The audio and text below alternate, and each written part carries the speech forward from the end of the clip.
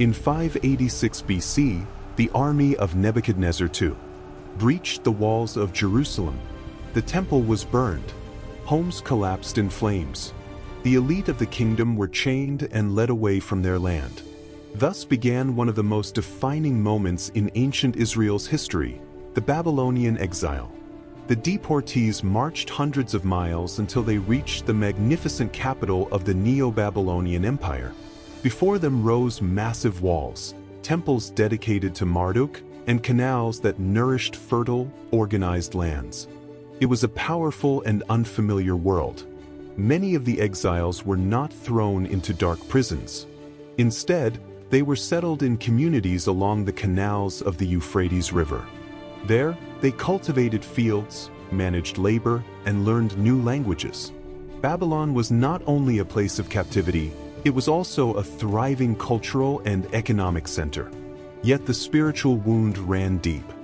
Far from Jerusalem, without a temple and without sacrifices, an urgent question emerged: how could they worship their God in a foreign land?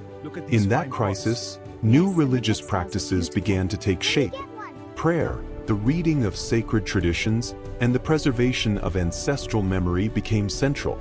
Scholars suggest that during this period significant portions of what would later form the Hebrew Bible were compiled and organized. The exile was not only loss, it was transformation. Identity no longer depended solely on territory, but on law, memory, and community. Daily life blended adaptation and resistance. They learned Babylonian customs while preserving their names, genealogies, and stories. They dreamed of return, yet built temporary homes. In that tension, a more internal faith emerged, one less dependent on physical structures. Decades later, when Babylon fell to the Persians, the decree of Cyrus the Great would allow the possibility of return. But by then, the people were no longer the same.